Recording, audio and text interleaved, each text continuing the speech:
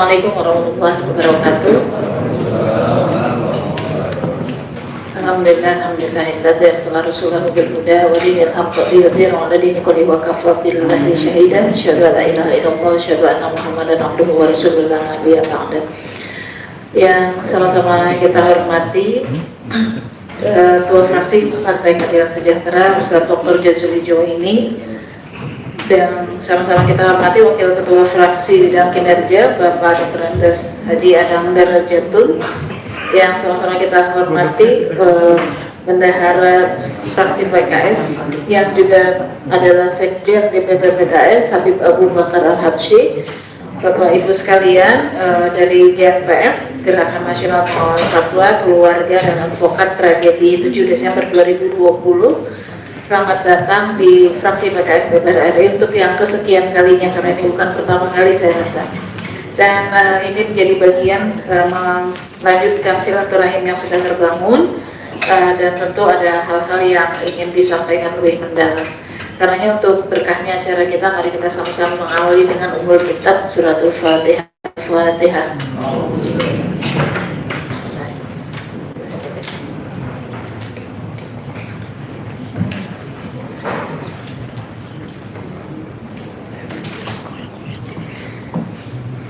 Ahlan wa sahlan di fraksi PKS DPR RI, saya Ledia Hanifah, Sekretaris Fraksi PKS DPR RI.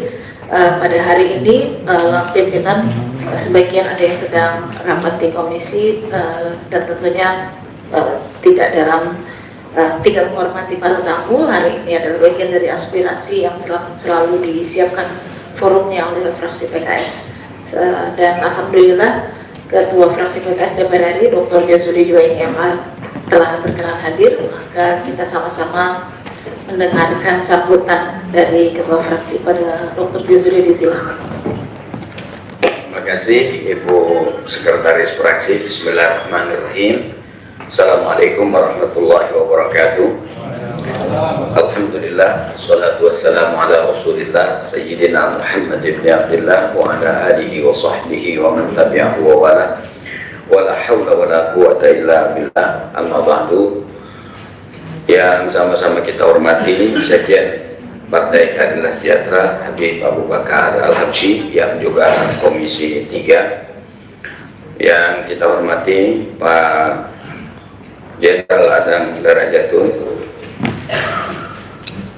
Wakil Ketua Fraksi Bidang Disiplin Anggota, yang juga Wakapolri pada zamannya, sekarang Ketua MKD di DPR RI ini. Kemudian Bu Ledia Hanifah sebagai Sekretaris Fraksi. Yang mulia para tamu yang dipimpin oleh Habib Kiai Haji Yusuf Marta, juga kepada para orang tua korban yang saya dengar yang sebelah kiri ini, keluarga dan kerabat dari orang tua korban KM 50, teman-teman pengacara dan pegiat. Saya lihat ada Pak Marwan Batulara ini termasuk sering audiensi menyampaikan aspirasinya di fraksi PKS ini terkait dengan isu-isu kemanusiaan, isu-isu lingkungan, dan banyak isu lagi.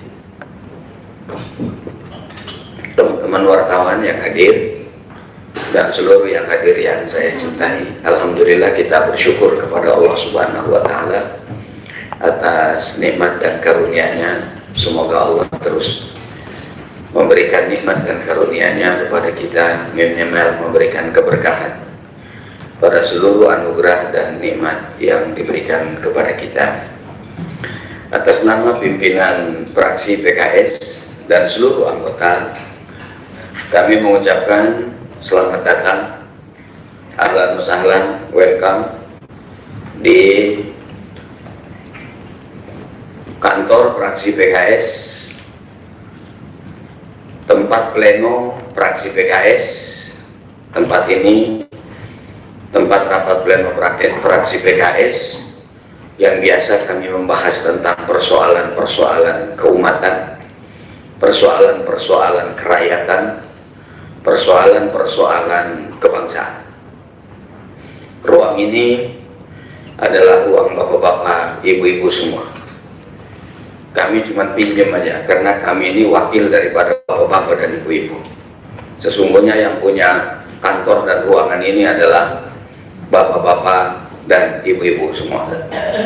Kami sebagai wakil rakyat sadar betul tidak ada satupun orang yang bisa menjadi anggota dewan tanpa suara dari rakyat Republik Indonesia. Seluruh anggota dewan 575 orang hadir di kantor ini atas suara daripada pemilih, yaitu rakyat Republik Indonesia. Karena itu, sejak saya diperintah untuk jadi ketua fraksi, saya mengambil kebijakan. Fraksi PKS menetapkan dalam 1 pekan itu 1 hari untuk mendengar dari seluruh Indonesia, mendengar suara rakyat dari seluruh Indonesia tanpa melihat latar belakangnya, tanpa melihat status sosialnya. Semua rakyat yang punya keluhan itu bisa diterima di fraksi PKS. Prinsip dasarnya tadi, yang pertama, kami hadir di sini mewakili rakyat.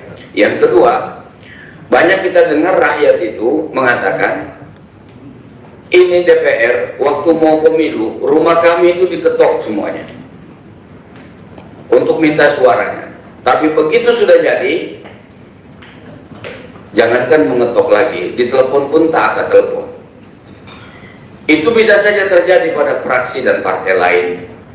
Tapi selama saya jadi ketua fraksi, tidak boleh terjadi itu pada fraksi Partai Keadilan Sejahtera. Karena itu, kami mengambil kebijakan dari pusat, provinsi, kabupaten, kota, setiap pekan harus ada hari aspirasi rakyat. Dulu ruang pleno, tapi karena ruang pleno ini masih baru, kita tulis ruang aspirasi rakyat. Ruang pleno itu kita tulis ruang aspirasi rakyat. Dan saya kira, saya tidak ujub dan tidak sombong, dari 9 fraksi yang ada di parlemen ini, baru satu-satunya fraksi PKS yang membuka ruang aspirasi dalam 1 pekan 1 kali. Dan untuk periode kedua, saya diperintah oleh Habib Salim Segaf Al-Jufri sebagai ketua fraksi, kita tambah menjadi 2 hari dalam sepekan untuk mendengar, menerima aspirasi dan keluhan-keluhan dari masyarakat Republik Indonesia. Ini adalah bagian dari kewajiban kami sebagai wakil rakyat. Kemudian Kiai Haji Yusuf Marta ini pernah meminta waktu untuk beraudiensi bersama teman-teman dari pengacara, kemudian juga dari keluarga, terutama menyampaikan aspirasi dari keluarga korban supaya mereka didengar oleh wakil rakyat yang ada di DPR ini. Saya bilang selamat datang, karena kita akan menerima siapapun orang yang menyampaikan aspirasinya. Kita akan coba sesuai dengan kewenangan yang ada pada kita. Tapi minimal masa kita mendengar aja nggak mau, ya kan begitu? Minimal kita mendengar aja tidak mau. Makanya itu kita lakukan, kita dengar. Setelah itu hadir di sini ada Habib Abu Bakar Al-Habsyi, Sekjen DPP PKS. Sebelah kiri saya ini yang wajahnya khas, badannya juga khas, kelakuannya juga khas, penampilannya juga khas. Biar badannya gemuk begini, banyak yang tertarik sama Habib Abu Bakar ini. Sebelah saya ke belakangan ini adalah Jenderal Adham Darajatun. Ini juga di Komisi 3. Sengaja saya memohon mereka ini untuk hadir. Sebenarnya ada 2 lagi anggota Komisi 3 yang mestinya hadir, yaitu Pak Dr. Dimyati Natakusuma, yang satu lagi Pak Nasir Jamil. Tapi mereka nampaknya berhalangan hadir. Dua orang yang di hadapan bapak-bapak di Komisi 3. Kenapa kami pimpinan fraksi memohon kepada Komisi 3 dari fraksi PKS untuk hadir? Karena sudah saya bayangkan petanya apa yang ingin disampaikan ketika bicara tentang keluarga dari kasus KM 50. Sekali lagi, saya atas nama pimpinan dan anggota fraksi PKS mengucapkan selamat datang di kantornya Bapak Ibu semua di tempat ini. Mudah-mudahan tempat ini memang betul-betul tempat yang membawa berkah untuk rakyat Indonesia, untuk negara Indonesia. Karena ketika kami menolak kenaikan BBM, kami bahas juga di ruangan ini. Ketika kami menolak Omnibus Law ketenaga kerjaan, juga kami bahasnya di ruangan ini. Dan begitu pula ketika kita membahas persoalan-persoalan kebangsaan, itu juga kita bahas di ruangan ini. Mudah-mudahan meskipun Komisi 3 2 orang, tapi ada Bu Ledia di sini juga. Alhamdulillah, insya Allah 2 orang ini bobotnya melampaui puluhan bahkan ratusan orang. Kalau dibicara bobot, ini bukan bobot berat ya, bobot yang lain. Mudah-mudahan ini juga sekaligus menjadi tanggung jawab kita bersama. Selamat datang dan selamat datang. Kemudian kami persilahkan kepada juru bicaranya, baik dari keluarga maupun juga dari teman-teman pengacaranya, untuk menyampaikan apa yang perlu disampaikan kepada kami. Mudah-mudahan kami tidak bisa menjamin bahwa ini masalah selesai, tetapi sebagai wakil rakyat kami akan berjuang sesuai dengan kemampuan kami. Karena kebetulan PKS ini sampai saat ini masih belum masuk di dalam pemerintahan, masih oposisi. Berkoalisinya dengan masyarakat dan dengan rakyat. Mudah-mudahan nanti bisa di-follow up, ditindaklanjuti. Saya kira itu. Sekali lagi terima kasih dan mohon maaf kalau ada hal-hal yang kurang berkenan, dari jamuannya yang kurang berkenan. Tapi rasanya teman-teman sudah beristihad, kira-kira yang disiapkan itu ya minimal cocoklah dengan lidah kita, begitu. Sekali lagi terima kasih. Assalamualaikum warahmatullahi wabarakatuh.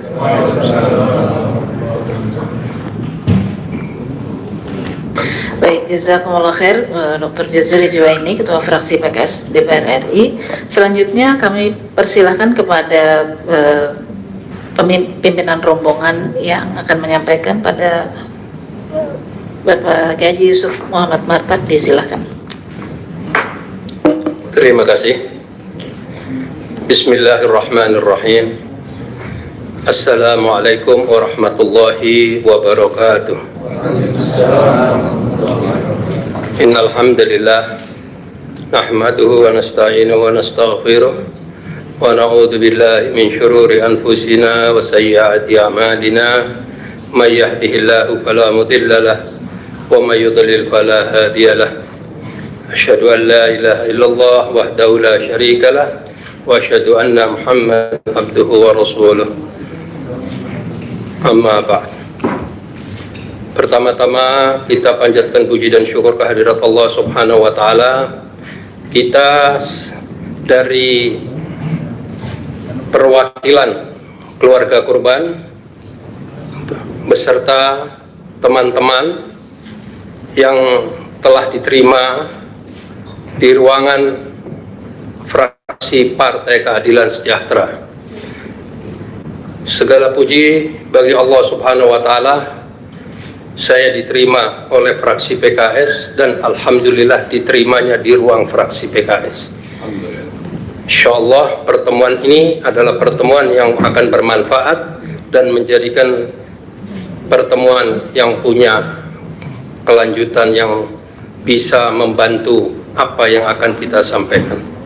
Salawat dan salam kepada junjungan Nabi besar kita Muhammad SAW, yang mana telah membimbing kita dan membawa kita menjadi seorang muslim yang kafah. Pertama-tama saya mengucapkan terima kasih yang sebesar-besarnya kepada Ketua Fraksi Partai Keadilan Sejahtera, yaitu Ustadz Jazuli Juwaini, yang mau meluangkan waktunya bertemu dengan saya dan mau mendengar apa yang saya sampaikan, yang alhamdulillah dengan tulus ikhlas beliau merespon tanpa berpanjang kata.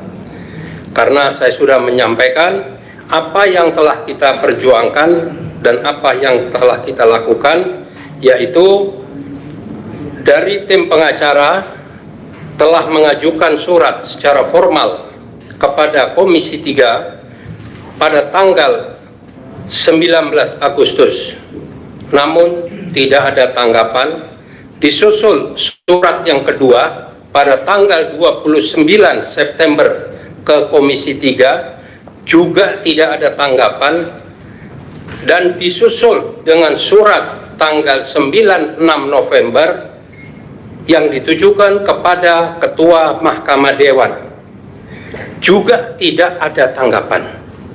Yang terakhir pada tanggal 8 Desember dikirimkan surat yang keempat yang ditujukan Ketua Mahkamah Dewan, juga tidak ada tanggapan. Dan hal ini telah kami lakukan, yang alhamdulillah dibantu komunikasi oleh saudara kita Habib Abu Bakar Al-Habsyi selaku Komisi 3 dan selaku Sekjen PKS. Informasi yang saya dapat, beliau telah mengusahakan semaksimal mungkin, namun dari partai-partai lain masih belum berkenan menerima. Walaupun saya mendapat informasi dari sisi yang berbeda, bukan dari Habib Abu sendiri, bahkan ada oknum-oknum sebagian besar dari Komisi 3 yang menyatakan ini masih kilometer 50. Nanti kalau sudah kilometer 100 baru kita temui. Ya, mudah-mudahan menuju kilometer 100 keluarganya ada di dalamnya nanti. Yang kedua, kita belum bisa menemui karena kita akan mendiskusikan dengan partner kita, yaitu kepolisian. Sementara Kapolri di saat RDP dengan Komisi 3 telah menyatakan apabila ada novum baru akan ditindaklanjuti. Saya yakin Bapak Kapolri menyampaikan itu bukan sekedar basa-basi, dan penyampaian beliau juga ditangkap oleh Komisi 3 yang mana mereka juga tahu bahwa novum itu adanya juga di Polri. Kalau mereka menerima kita, mereka akan berhadapan-hadapan dengan informasi yang akurat, yang detail, yang sangat mengerikan, dan di dalamnya termuat kekejaman dan kesadisan yang insya Allah nantinya akan disampaikan oleh keluarga, oleh tim pengacara, dan salah satu yang mewakili TV3 nantinya. Pada kesempatan ini izinkan pimpinan saya memperkenalkan dari keluarga korban yang hadir pada hari ini, yaitu Ustadz Syuhada Ali Syahruli mewakili orang tua almarhum Faiz. Oke. Yang kedua, Bapak Dainuri, orang tua almarhum Muhammad Lutfi Hakim. Yang ketiga, Bapak Mulyana dan Ibu Mona Lisa, berikut saudaranya dari almarhum Suci Kadafi. Yang keempat, Bapak Mustafa, kakak dari almarhum Muhammad Reza. Yang kelima, Ibu Herlina, orang tua dari almarhum Ahmad Sofyan beserta saudaranya Bapak Ridwan. Yang keenam, keluarga dari almarhum Andi Oktiawan, mohon maaf berhalangan hadir. Jadi pimpinan dan fraksi PKS, wabil khusus dari PKS, Kadang ketidakhadiran mereka ini bukan karena mereka menganggap masalah ini tidak penting, tapi sangat banyak kendala dari mereka. Dari sisi waktu, dari sisi terikatnya aktivitas, dari sisi transportasi, dan banyak karena mereka rata-rata dari keluarga tidak mampu. Itulah yang mendasari kita dari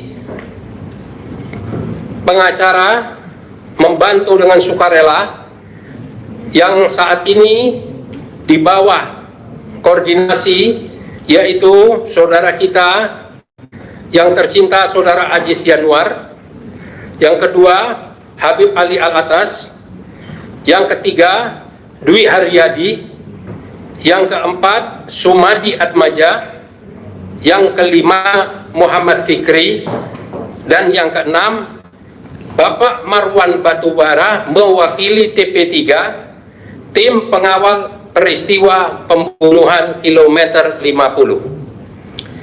Dan yang terakhir, kita yang mendampingi para keluarga dan pengacara, yaitu saya sendiri, Yusuf Muhammad Martak, dan Mahfudz Nur Sasi, selaku Ketua Umum Gerakan Nasional Pengawal Fatwa Ulama dan Sekretaris Umum Gerakan Nasional Pengawal Fatwa Ulama, dan Habib Muhammad Al-Atas, selaku Ketua Umum Front Persaudaraan Islam. Berikutnya, Ketua Umum Persaudaraan Alumni 212 yaitu Kiai Kohar Al-Qudsi dan didampingi oleh sekjennya Ustadz Uus Solahuddin. Alhamdulillah pada hari ini kita telah berada di tempat ini dan insya Allah apa yang disampaikan oleh teman-teman nantinya akan mendapat ridho Allah dan mendapat kemudahan. Saya tidak tahu lagi harus berkata apa, tapi saya yakin dari Partai Keadilan Sejahtera akan mampu melunakkan hati Komisi 3 dan mampu memberikan pencerahan. Seandainya mereka mendapat hidayah dan disadarkan oleh Allah Subhanahu wa Ta'ala, kita semua yang hadir di ruangan ini dari 3 komponen akan siap hadir kembali untuk menjelaskan, karena kalau hanya merangkum dan mendengar berita-berita yang ada di media, yang jelas pasti tidak berimbang. Dan insya Allah setelah dijelaskan nantinya satu persatu atas peristiwa tersebut, insya Allah akan mendapat masukan yang bulat, dan insya Allah masukan ini mungkin 70% yang belum pernah terangkat di media. Untuk itu, demi menyikat waktu, saya mengucapkan terima kasih yang sebesar-besarnya. Sekali lagi saya mengucapkan terima kasih dengan segala hormat kepada Ketua Fraksi Bapak Jazuli Juwaini, kepada Habib Abu Bakar Al-Habsyi selaku Komisi 3, dan berikutnya dengan Bapak Jenderal kita yang tidak asing lagi, yang selalu tampil seperti anak muda, saya senang sekali ini, dengan Bapak Adang Darajatun. Dan yang tidak kalah penting yaitu Ibu Lydia Hanafia dari Komisi 10 ya, kalau tidak salah ya. Ya, terima kasih pertama-tama atas kesediaan, kedua atas disediakannya tempat, yang ketiga disediakan jamuan. Jadi antum hari ini sohibul makan dan sohibul makanan. Jazakumullah khairan katsira. Samihni alafu minkum, kalau ada salah saya memohon maaf, karena saya sebagai manusia tidak lepas dari kesalahan, dan kebenaran adalah milik Allah Subhanahu wa Ta'ala. Nanti agar lebih fokus dan lebih terarah akan dipandu oleh Saudara Aziz Yanwar, siapa-siapa yang akan diberi kesempatan menyampaikan. Jadi tolong saya tambahkan bahwa di sini fraksi PKS bukan fraksi atau partai yang menolak bertemu dengan kita. Kita bertemu dengan orang yang mau menerima kita. Mereka bukan lawan kita, tapi mereka insya Allah akan menjadi sparring partner kita. Jadi saya berharap yang disampaikan singkat, padat, bulat, tapi jangan terlalu dengan emosi. Terima kasih. Wabillahi taufiq wal hidayah. Wassalamualaikum warahmatullahi wabarakatuh. Waalaikumsalam warahmatullahi wabarakatuh.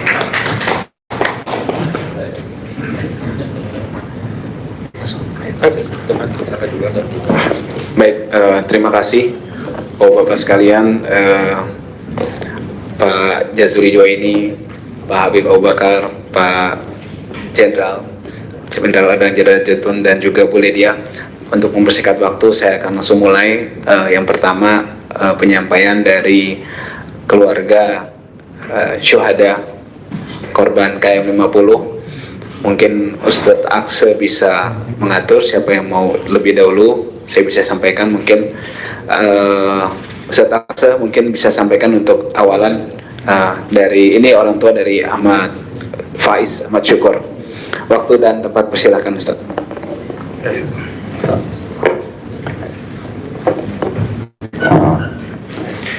Assalamualaikum warahmatullahi wabarakatuh. Alhamdulillah ala nikmatillah. La haula wa la quwwata illa billahil aliyil azim. Hasbunallah wa ni'mal wakil. Ni'mal maula wa ni'mal nasir. Allahumma sholli wa sallim wa barik ala sayyidina Muhammad wa ala alihi wa ashabihi wa man tabi'ahum bi ihsan ila yaumiddin. Yang kami muliakan, wakil kami dari fraksi Partai Keadilan Sejahtera, Bapak Ustadz Jazuli Juwaini. Anda ngikutin beliau di Twitter. Bapak Adam Nurul Jatun, Ibu siapa lupa tadi saya, Ibu Nadia, Ibu Lydia Hanifah, Ibu Lydia ya, sama Bapak Habib Abu Bakar Al-Habsyi, juga saudara-saudara semuanya yang hadir di hadapan saya ini semuanya, Bapak Marwan Batubara, semuanya deh, Kiai Kohar, Habib Ali, Habib Muhammad, Ustadz Yusuf Martak. Puji syukur kehadirat Allah Subhanahu wa Ta'ala, malah hari ibadah hari ini kita bisa akhirnya diterima, bisa ngomong di hadapan wakil rakyat. Meskipun sebagian dari wakil rakyat sepertinya memang jelas-jelas menolak kami untuk sekedar mendengar. Ada beberapa memang yang sepertinya menolak. Tapi ya nggak apa-apa, kami rakyat dan mereka adalah wakil kami. Kami anggap tidak mau menerima kami sebagai rakyat yang sedang dizolimi. Kami anggap mereka yang memang menolak bertemu dengan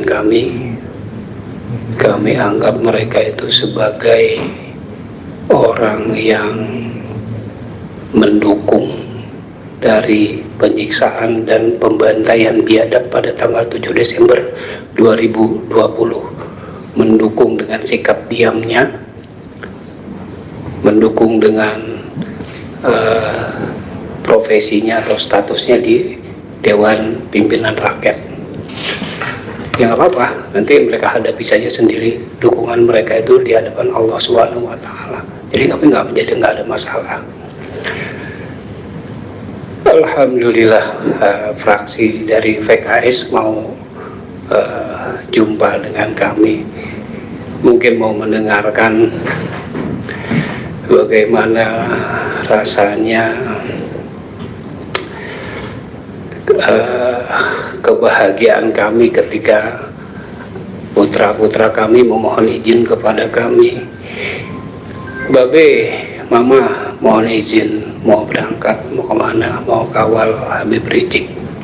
Oh iya, kemana taklim katanya. Oh iya, akhir senang, bahagia kami. Ini mungkin bapak-bapak mau mendengar. Dan tiba-tiba pagi hari dengar pengumuman dibantai, habis itu disiksa kemudian dibantai, dan penyiksaannya ini kemarin terbukti di sidangnya Habib Bahar, kemarin terbukti disiksa. Alhamdulillah dibantai. Kemudian nggak selesai sampai situ, dibikinin pengadilan dagelan Maksudnya pengadilan legal itu dibikin mungkin ya biar kami keluarga supaya tambah terhantam, tambah hancur, tambah menjerit kami. Wah, di sini mungkin ya Bapak Ibu dari fraksi PKS mau mendengar jeritan kami, betapa hancur kami, hati kami. Tapi udah habis air mata, udah nggak bisa nangis lagi, sudah luar biasa. Jadi sudahlah disiksa, dibantai, kemudian dihantam pula dengan pengadilan yang jahanam, luar biasa. Mau nangis sudah nggak bisa nangis lagi, sudah habis air matanya, terus mau ngapain lagi gitu. Sepertinya udah putus asa lah, ini nggak bisa dilakukan, tapi putus asa haram ya. Kami ya, terus saja sudah berusaha ikuti arahan dan dari pengacara kami, ikuti arahan, ayo tetap berjuang menegakkan keadilan, karena menegakkan keadilan tersebut adalah kewajiban bagi kita bersama. Kami tambah semangat lagi, ayo kita tegakkan keadilan bersama-sama, karena kami juga dari keluarga korban sudah berkomitmen bersama bahwa kami akan terus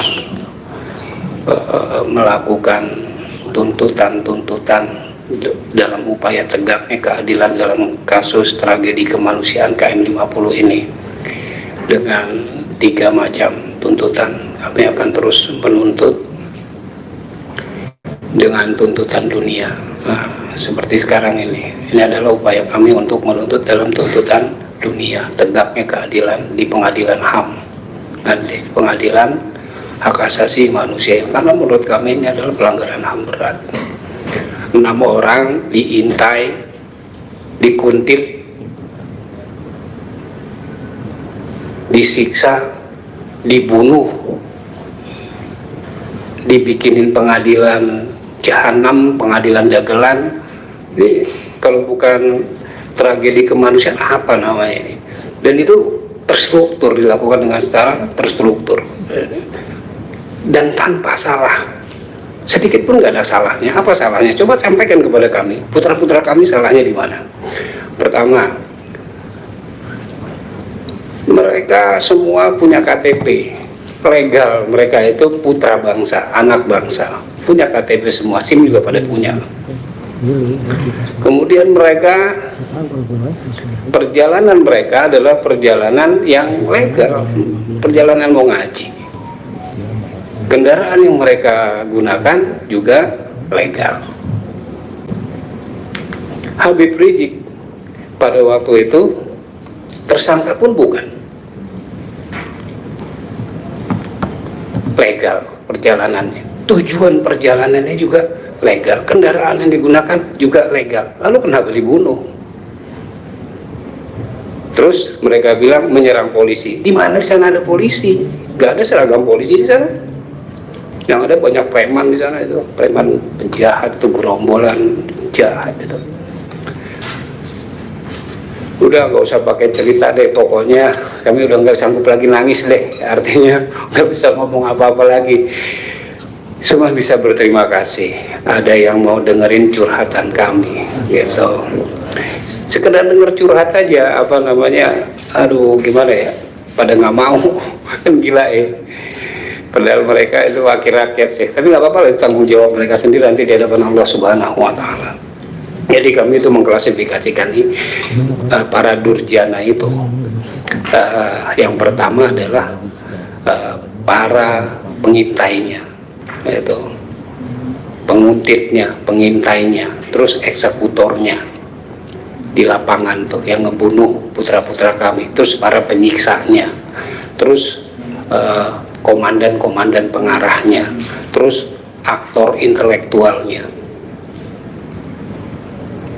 Ada aktor intelektualnya nih, ada yang mendesain gerakan ini nih, operasi ini nggak mungkin jalan begitu aja, orang terstruktur kok, rapi. Kemudian ada ya para pendukung, baik dukungan dengan lisan, mendukung penyiksaan dan pembantaian ini dengan lisannya, dengan profesinya, dengan jabatannya. Nah, itu orang-orang itu kami klasifikasikan sebagai para durjana ini yang akan bertanggung jawab di hadapan Allah Subhanahu wa taala. Dan itu yang tadi disebut bahwa ada fraksi dari DPR yang tidak mau mendengar kami, padahal mereka bertanggung jawab di dalam bangsa ini untuk sekedar mendengar saja tidak mau, maka mereka itu sudah mendukung dalam bentuk dalam profesi dan jabatannya. Nauzubillah min dzalik. Dan silakan kalian hadapi sendiri urusan kalian dengan Allah Subhanahu wa taala. Kira-kira demikian. Kemudian mungkin ada yang mau bicara lagi nih. Ya, oh iya, siap.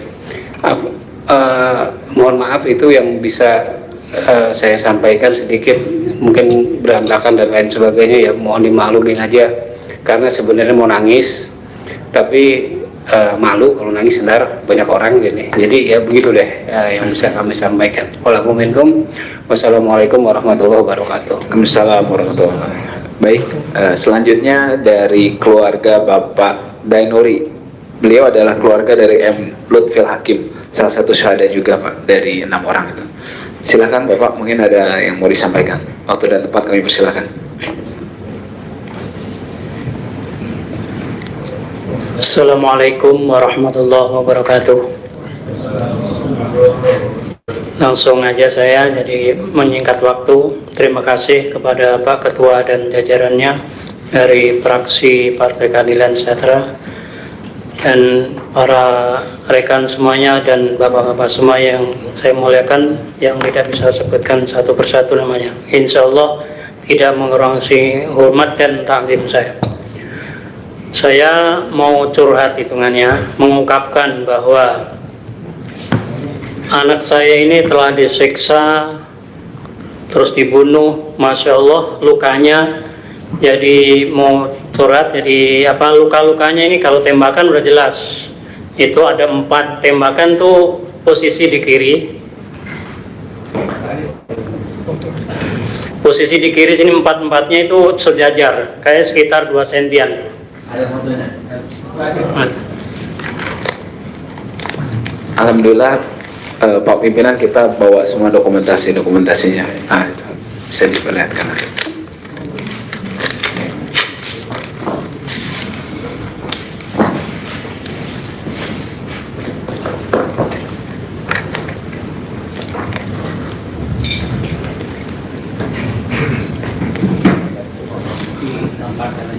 Ya, tunjukkan ini aja.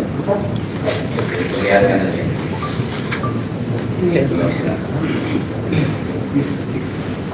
Ini kalau nggak salah ya, tembakan 4.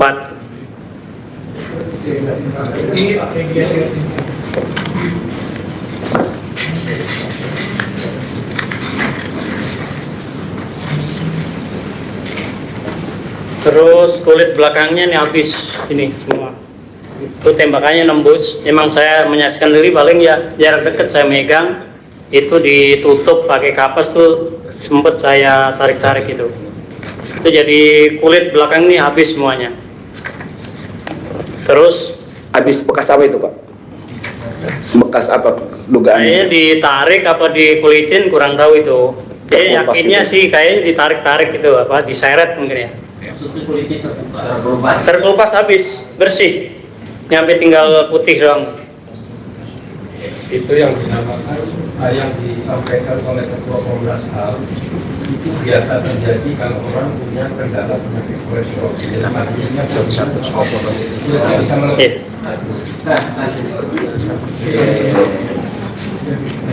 Jadi kalau penyakit, alhamdulillah anak saya itu nggak punya penyakit, sehat. Terus yang kedua ini tangannya, ini kayak diseret juga ini, tangan kanan. Saya itu menyaksikan lagi dibuka mau dimandikan. Itu ada saksi lain mungkin dari pihak Ron dan keluarga saya juga ada, ipar saya ada 2 yang menyaksikan. Atas tangannya itu ini luka kan? Luka ini, Terusnya hilang kulitnya. Ini sampai sini. Kasih waktu sedikit. Sudah.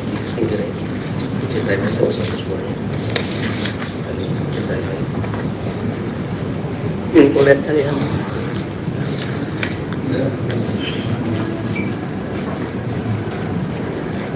jadi kalau yang ini foto yang membiru di sebelah kiri, sini nggak ada kali.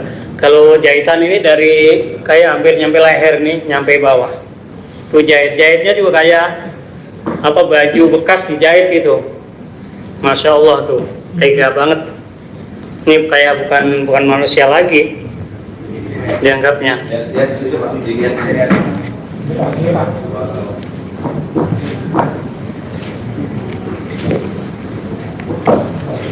Dan terakhir, mohon maaf, ini kemaluan, saya yakin jadi membengkak, agak hitam, yakin itu kayak dibakar.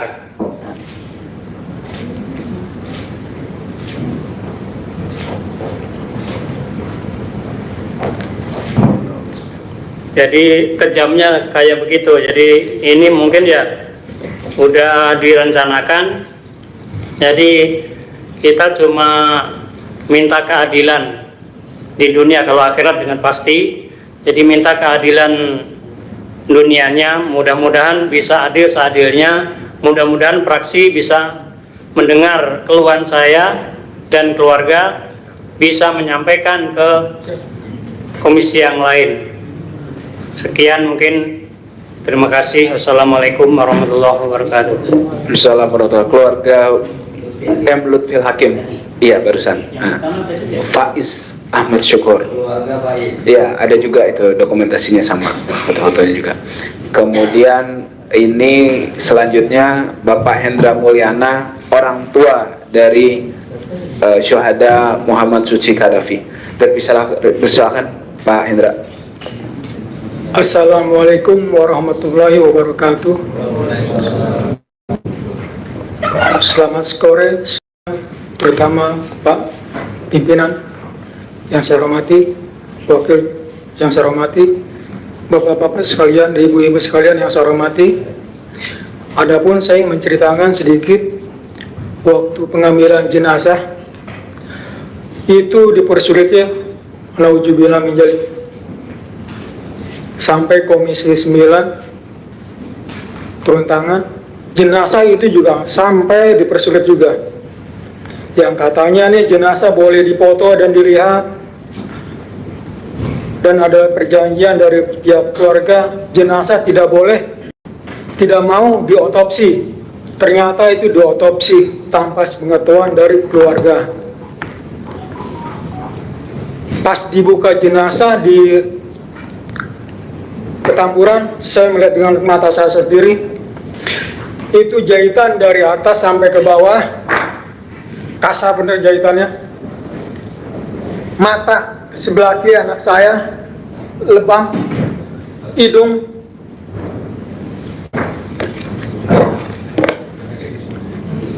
robek sedikit. Yang kedua, luka tembak, rata-rata luka tembak. Anak saya dapat luka tembak 3. Yang beruntun dekat tuang busuk, beruntun. Yang satu di atas paru-paru atau mengenai jantung. Inilah kebiadaban dari mereka.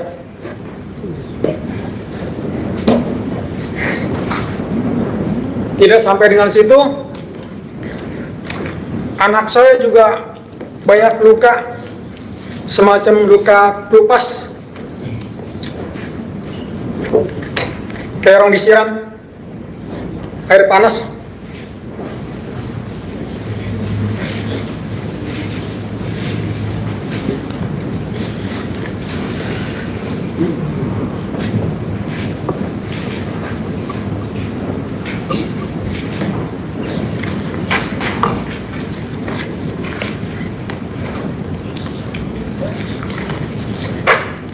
Alhamdulillah dengan adanya pertemuan Partai Keadilan Sejahtera, mudah-mudahan saya sebagai orang tua berharap terbuka keadilan yang sesungguhnya. Hanya itu saja yang saya sampaikan. Lebih kurang mohon maaf. Wassalamualaikum warahmatullahi wabarakatuh. Waalaikumsalam warahmatullahi wabarakatuh. Selanjutnya dipersilakan kepada Pak Mustafa kakak dari almarhum M. Reza. Waktu dan tempat kami persilakan. Terima kasih. Baik, terima kasih. Assalamualaikum warahmatullahi wabarakatuh. Saya ucapkan terima kasih banyak kepada seluruh pimpinan yang ada di ruangan ini, yang saya bisa tidak sebutkan satu persatu. Mungkin saya sebagai kakak kandung, karena almarhum ini sudah tidak punya bapak, karena bapak udah nggak ada. Jadi di keluarga itu untuk pengurusan semuanya itu, alhamdulillah saya salah satunya yang menyaksikan ketiadaan adik saya, dari mulai kabar yang simpang siur yang tidak jelas, tetapi alhamdulillah dengan info dari Front Pembela Islam, kami semua dikumpulkan dalam satu ruangan, diperjelas kronologi semuanya. Alhamdulillah saya pun menerima dengan kondisi yang sangat bahagianya karena saya memiliki saudara kandung yang benar-benar berjihad di dalam memperjuangkan agama Allah. Dan saya salah satunya yaitu menjaga suriah Rasulullah SAW. Mungkin dalam ruangan ini saya hanya ingin menyampaikan keadilan yang sebenar-benarnya, yang maksudnya dalam arti dengan kita diperkumpulkan seperti ini dalam fraksi Partai Keadilan Sejahtera ini bisa membantu keluarga kami yang benar-benar terzolimi oleh oknum-oknum, istilahnya dalam arti kami yang masyarakat biasa, yang bukan, intinya adik saya ini bukan orang brutal. Beliau hanya menjaga zuriat Rasulullah dalam arti memperjuangkan zuriat Nabi, yaitu Habibana Habib Rizik Sihab, untuk mungkin kalau diperlihatkan apa ya, dari segi fisik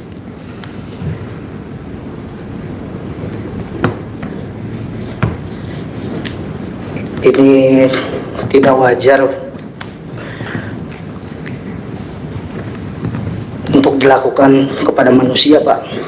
Kepada binatang pun mungkin tidak sesampai seperti ini, Pak. Jadi ya intinya saya sebagai kakak kandung almarhum minta bantuan dari fraksi Partai Keadilan Sejahtera ini untuk minta keadilan, Pak. Dalam arti ya bantu kami, keluarga yang tidak punya apa-apa, yang alhamdulillah tapi dari berbagai ya seperti pengacara yang alhamdulillah terus mengobarkan semua ini kepada kami untuk bisa minta keadilan. Ya mungkin kalau dari luka persis tidak jauh dari keluarga yang lain, mungkin saya bisa memperlihatkan aja untuk almarhum Muhammad Reza. Ada beberapa bagian tembakan dan bekas luka otopsi, yang mana ini tidak ada sepersetujuan keluarga.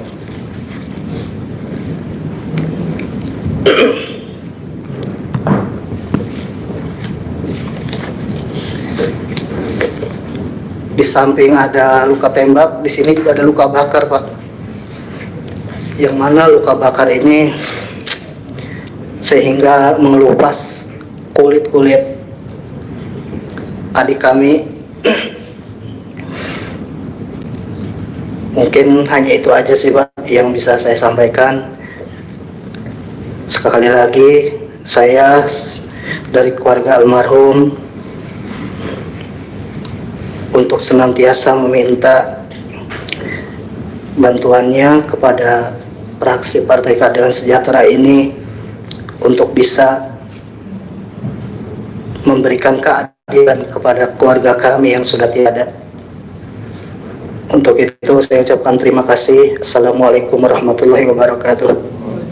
Assalamualaikum. Baik, terima kasih kepada Pak Mustafa. Selanjutnya kepada Ibu Herlina, orang tua dari almarhum Ahmad Sofyan. Dipersilakan.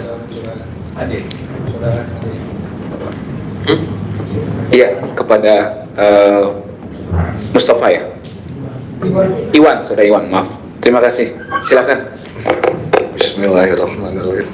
Assalamualaikum warahmatullahi wabarakatuh. Terima kasih sebelumnya saya ucapkan kepada Bapak Ibu fraksi Partai Keadilan Sejahtera, para Tuan Guru, Ustadz Habaib yang saya hormati, sama halnya seperti keluarga yang sebelumnya mengucapkan, perwakilan dari keluarga Ahmad Sofyan, saya sebagai adik satu-satunya, saya cuman berdua bersaudara. Orang tua ayah udah nggak ada, tinggal ibu doang, satu sama saya udah.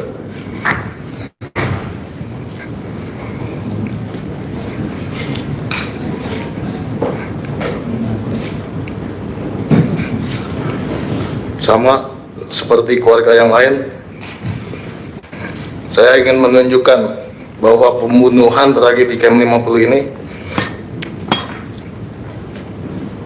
harus diselesaikan dengan cara seadil-adilnya.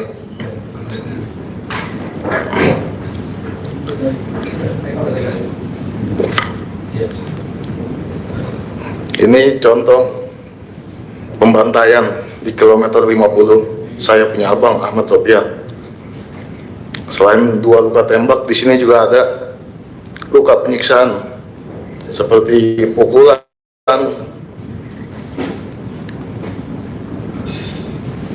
atau diketok pakai senjata tumpul.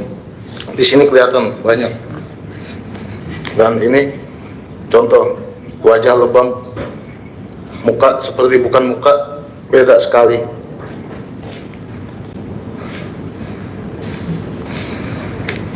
Dan sama dengan keluarga Lutfil, abang saya kemaluannya hancur, bengkak, seperti dibakar. Ini contohnya.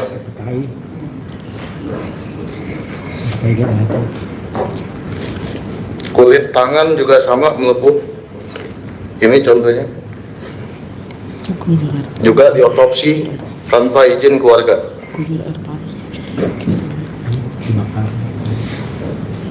Terima kasih. Saya keluarga dari keluarga Syuhada diundang kemari untuk menyampaikan keluhan dari keluarga demi adilnya kasus ini. Karena kalau tidak adil, entah dari keluarga, teman,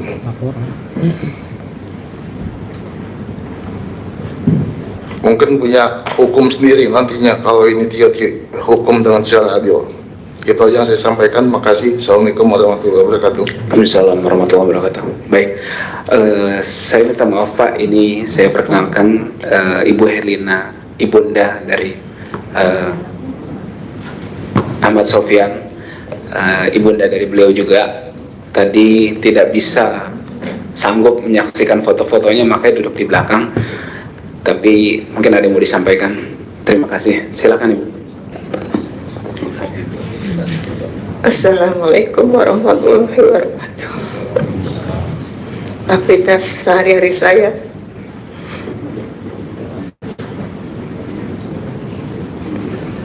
ibu rumah tangga.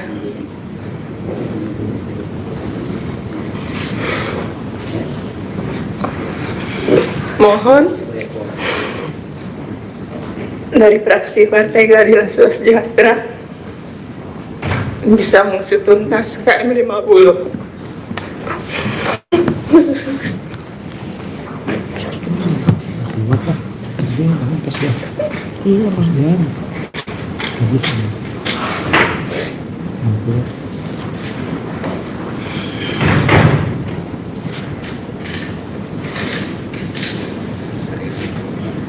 Ya. Sofian sehari-harinya dia mengaji,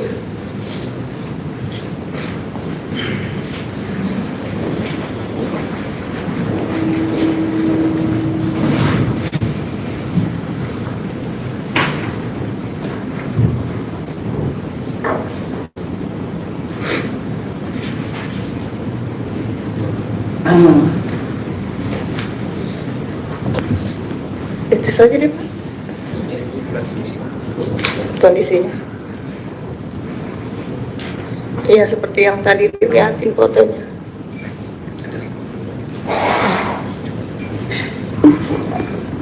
Baik, terima kasih Ibu Erlina atas waktu dan kesempatannya serta sepatah dua patah katanya.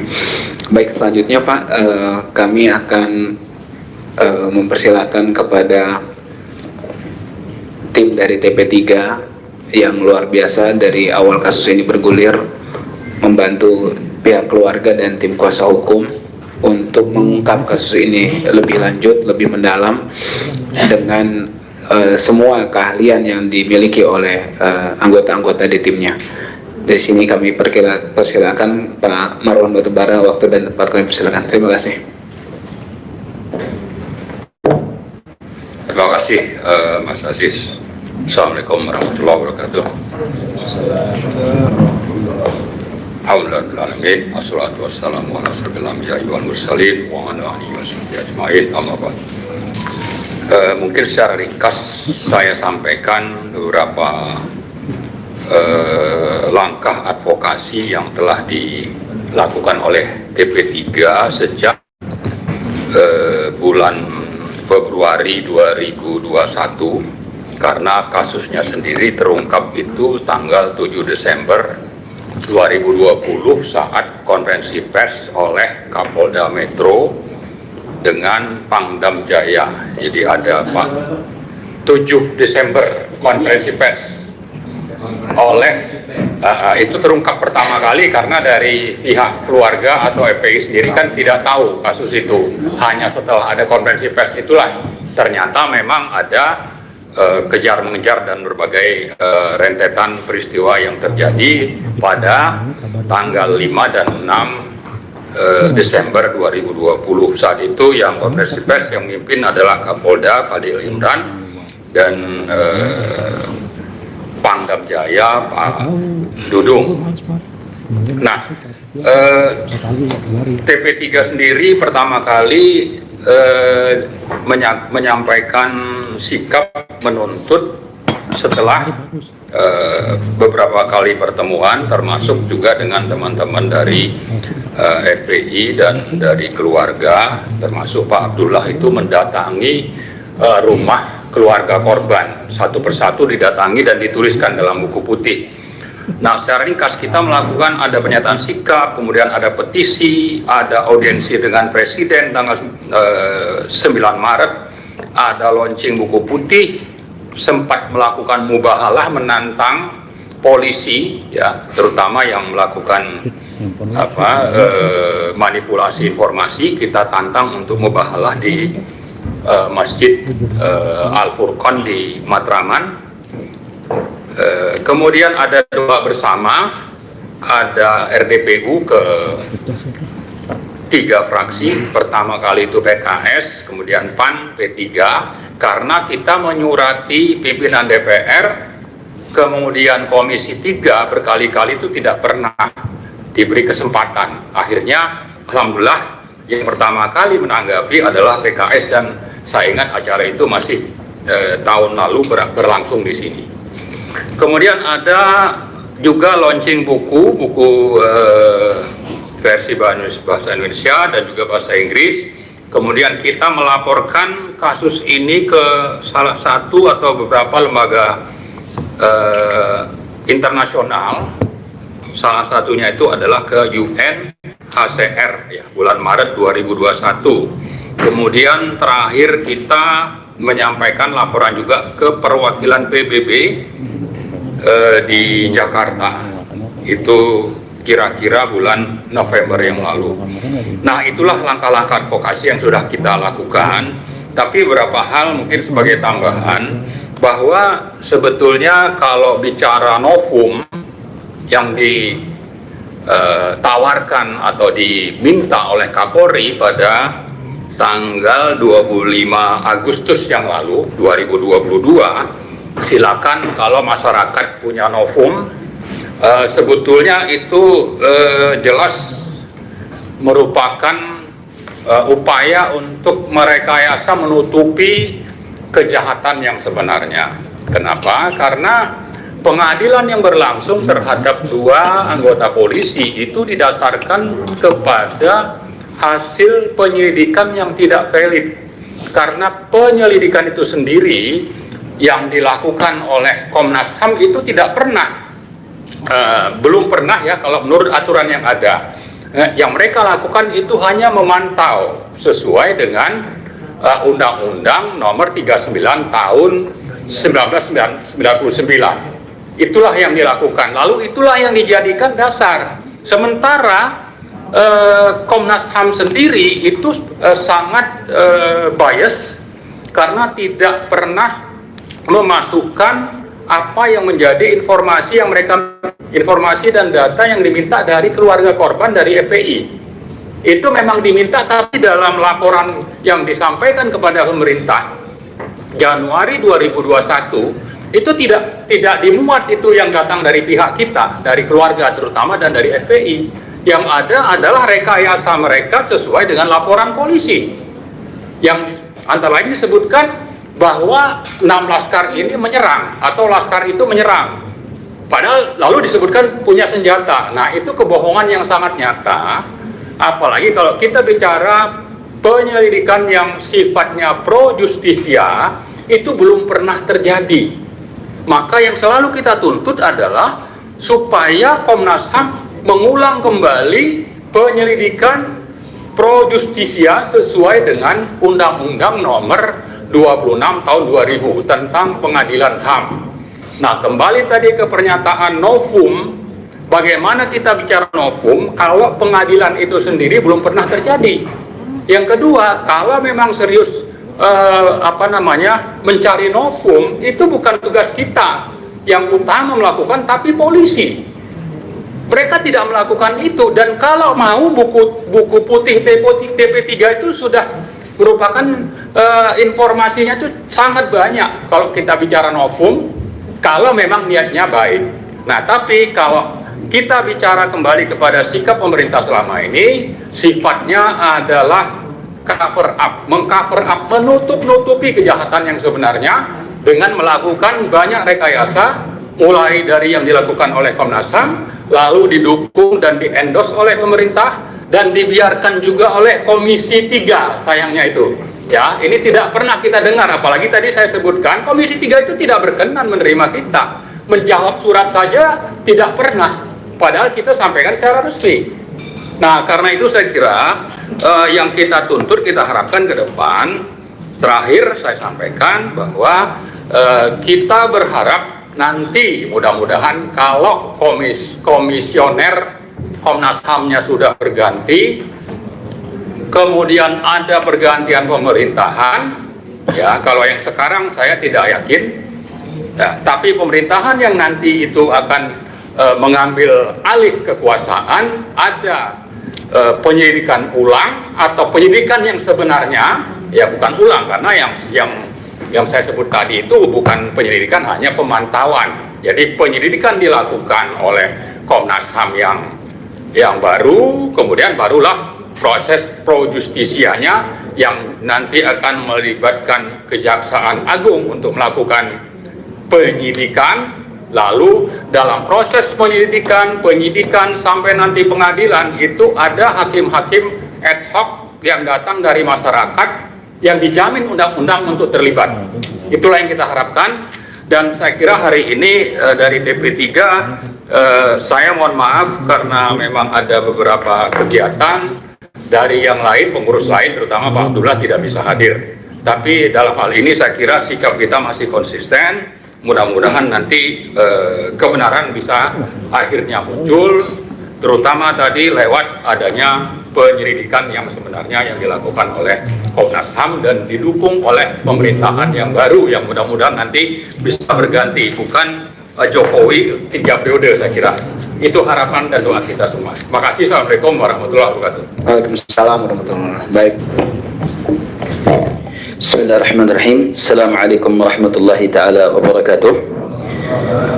Alhamdulillah wassalatu wassalamu ala Rasulillah wa ala alihi wa sahbihi wa wala. Salam penghormatan kepada seluruh pimpinan dari fraksi PKS, begitu juga keluarga besar daripada 6 syuhada dan seluruh para rombongan. Ada beberapa poin yang menjadi satu kesimpulan yang akan nanti kita paparkan dan nanti akan dilengkapi terakhir oleh Bang Aziz dari penasihat hukum. Yang pertama, kami mengapresiasi yaitu DPR RI karena kita mendapatkan angin segar karena saat itu DPR RI telah mendesak Kapolri saat ada RDP untuk kembali membuka kasus KM50, sehingga keluarlah pernyataan bahwa akan dibuka kembali jika ada novum baru, sehingga ini juga menjadi salah satu bentuk apresiasi kita. Artinya kita mengapresiasi bahwa Kapolri menyambut dari desakan tersebut, kemudian keluarlah pernyataan siap membuka kembali kasus KM50 jika ditemukan novum baru. Kemudian yang ketiga, sehingga datangnya kita saat ini adalah untuk memberikan amunisi bagi fraksi PKS terutama yang berada dalam Komisi 3 untuk bisa memberikan informasi-informasi sebagaimana tadi disinggung oleh Bapak Marwan Batuara, agar bisa memberikan informasi-informasi agar novum baru itu bisa betul-betul terlihat oleh pihak Kapolri karena dia sudah membuka ruang tersebut. Sehingga kita mohon agar DPR RI bisa mengundang sebagaimana mengundang saat Kapolri dalam kasus Sambo, mengundang kembali Kapolri dengan kita memberikan amunisi pada hari ini. Adanya nanti kita ada beberapa penyerahan daripada beberapa berkas sebagai ajuan dorongan agar RDP Kapolri khusus kasus KM50 ini betul-betul bisa terjadi sebagaimana yang terjadi pada kasus Sambo yang lalu. Sehingga kita memohon DPR RI agar kembali desak Kapolri dengan novum baru yang akan kita sampaikan pada hari ini. Terakhir, poin terakhir dan ini yang terbaru, yaitu bagaimana kita meminta agar PKS mendorong DPR RI terutama Komisi 3 melakukan protes terhadap keputusan Presiden nomor 17 tahun 2022 tentang penyelesaian non-yudisial terhadap 12 atau 13 pelanggaran HAM yang mana telah disebutkan hari Rabu kemarin kalau tidak salah sudah dikeluarkan ada 13 dari peristiwa tahun 65 sampai terakhir peristiwa Jambo Kepuk di Aceh tahun 2003. Artinya kenapa perlu diprotes? Apakah pelanggaran HAM hanya yang masa lalu, maksudnya di luar rezim daripada yang saat ini berkuasa saja? Apakah dia lupa dengan apa yang terjadi di tahun 2 tahun yang lalu, yaitu tepatnya saat terjadi tahun 2020 di 7 Desember 2020. Artinya kenapa kok kasus HAM pelanggaran berat, kasus 6 syuhada ini tidak dimasukkan menjadi salah satu pelanggaran yang dimasukkan dalam Kepres tahun nomor 17 tahun 2020. Artinya kita datang kemari untuk memberikan amunisi kepada fraksi PKS terutama dalam Komisi 3 agar mampu memanggil kembali Kapolri yang telah memberikan peluang, dan mudah-mudahan ini menjadi angin segar bentuk penegakan keadilan terutama penuntasan pelanggaran HAM di negara kita tercinta. Demikian, Assalamualaikum warahmatullahi wabarakatuh. Waalaikumsalam warahmatullahi wabarakatuh. Baik, terima kasih kepada Habib Muhammad dan seluruh penyampai materi dan penyampai aspirasi tadi. Izinkan bahwa Bapak pimpinan DPR dari fraksi PKS di sini yang tadi setelah disebutkan satu persatu dan juga peserta pertemuan ini, saya untuk menyampaikan penyampaian terakhir selaku tim kuasa hukum dari keluarga korban KM50. Yang pertama adalah saya sampaikan bahwa kita sebenarnya sudah menduga, sudah bisa meyakini ketika waktu kejadian itu bahwa endingnya kita perkirakan seperti ini. Kenapa kita menduga seperti itu? Kita membuktikan dengan kita tidak pernah melakukan pelaporan apapun terkait dengan hal tersebut kepada pihak kepolisian, terkait ini sebagai tindakan kriminal biasa. Karena kami menduga endingnya pasti akan seperti ini. Endingnya pasti akan membebaskan mereka semuanya yang memang quote unquote diduga dikorbankan. Makanya kita sudah menduga. Akhirnya somehow mereka membuat pelaporan, akhirnya mereka yang melaporkan, mungkin mereka yang melakukan, mereka yang melaporkan, mereka yang memproses, mereka juga yang memutuskan. Gitu. Saya bisa buktikan juga bahwa hal tersebut sudah juga dapat kita perkirakan pada pertengahan. Kenapa? Perlu diketahui pada Maret 2022. Ya, pada Maret 2022 kita sudah kirimkan amicus curiae Bapak-bapak sekalian. Kepada rekan media juga kami sudah mengirimkan selaku tim kuasa hukum keluarga korban amicus curiae, sahabat peradilan. Saya sampaikan di sini apa fakta-faktanya seperti itu kan. Tapi yang kita terima adalah sahabat pembunuhan, karena jangankan pembunuhnya, prosesnya pun tidak diselesaikan dengan transparan. Tidak putus asa di situ juga, meskipun kami cukup tidak yakin, tapi kami meyakini keadilan harus tetap diperjuangkan. Oleh karena itu kami kirimkan lagi amicus curiae kesekian kalinya pada proses kasasi. Lagi-lagi sama hasilnya, jangankan pelakunya, prosesnya pun tidak diurai dengan baik. Yang kedua Mei, yang pertama Maret 2022 ke Pengadilan Negeri Jakarta Selatan, yang kedua Mei 2022 ke Mahkamah Agung kasasinya. Tidak cukup di situ, kami juga beberapa kali sudah sampaikan audiens ke DPR. Awal sebenarnya kami sudah diterima di Komisi 3 terkait kasus KM50 ini awalnya waktu itu. Nah, kami berharap betul waktu itu, akan tetapi follow up-nya cukup mengecewakan kami karena lagi-lagi kami ditindaklanjut dengan yang tadi disampaikan oleh keluarga korban, bahasanya saya pinjam dari pengadilan dagelan seperti itu. Lalu apa sih yang mendasari kami mengatakan demikian? Ada fakta-fakta bahwa kami mengikuti juga, meskipun kami tidak mengakui, kami punya putusannya, baik putusan pengadilan negeri maupun kasasinya kita punya.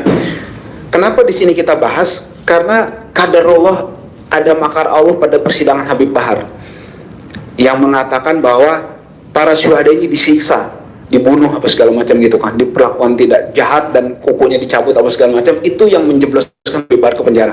Oleh karena itu kita bongkar ini semua, dan alhamdulillah meskipun saya di sini dan kami bukan jaksa, kami baca hanya 1-2 kali, 1-2 malam itu untuk baca ini putusan setebal ini, tapi kami punya banyak bukti bahwa memang ini tidak cermat di sini. Contoh tidak cermat apa?